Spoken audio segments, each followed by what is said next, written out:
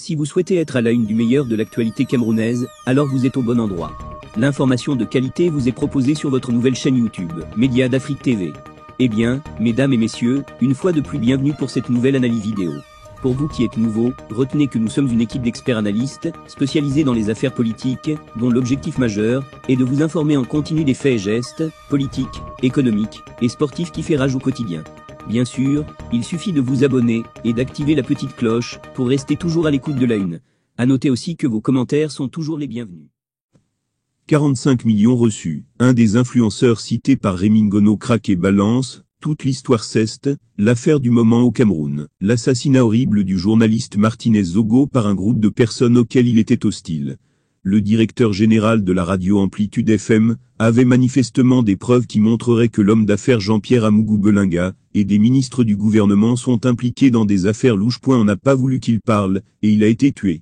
Beaucoup de célébrités sont restées muettes, comme une tombe, depuis que l'opinion publique nationale et internationale a commencé par dénoncer cet acte barbare. Le sulfureux journaliste en exil Rémi Ngono, qui dénonce cet acte d'une extrême barbarie, a révélé que des journalistes, acteurs de la société civile, influenceurs et acteurs du showbiz ont reçu beaucoup d'argent pour ne pas parler, histoire de ne pas envenimer la situation. Dans la liste faite, on peut lire des noms comme Elin Bilob, Paul Desibia, Auréole Choumi, Stifa, Grace et Somba, Dieudonné et Somba, Raoul Christophe Bia, Mathieu Ekomo, Cabrel Nangip Nianton, Diana Bouli, Mayol Francine, Monsieur Chantal, Fingon Tralala, Mimi, Nathalie Koa, Emilia Coco, Marcel Quetch, Muriel Blanche, Tikdang, et le comédien Tikdang a tiqué quand il a découvert que son nom était sur la fameuse liste.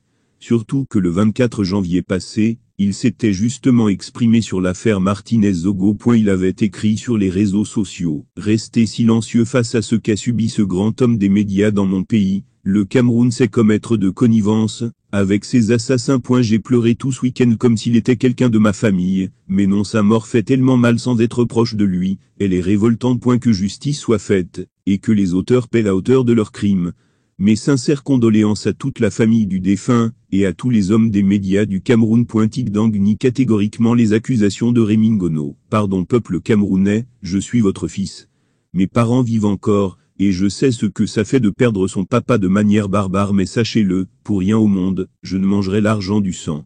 Je Yamo Yanko. Dans un autre poste, le jeune Camerounais a exprimé sa surprise, par rapport à la somme mentionnée. J'ai 45 millions, et je suis encore sur Facebook. Donnez-moi même 0,2 millions là-bas, vous allez voir, si je vais encore dire bonjour ici. Ce n'est pas tout, puisqu'il avait déjà dit, Rémi Ngono, papa pardon, revois ta liste, pardon seulement. Quand cette histoire est sortie, j'étais le premier humoriste qui s'est prononcé.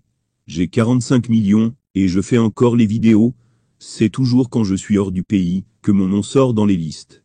La dernière fois que j'étais au Congo, on a dit que j'ai eu le bac bilingue. Il a pris, ou non cet argent. Il est difficile de le savoir en se basant uniquement sur les affirmations sans preuve de Rémi Ngono. Mais, ce qu'on sait en revanche, c'est que toutes les personnes qu'on accuse, dans cette liste, n'avoueront jamais qu'elles ont été soudoyées.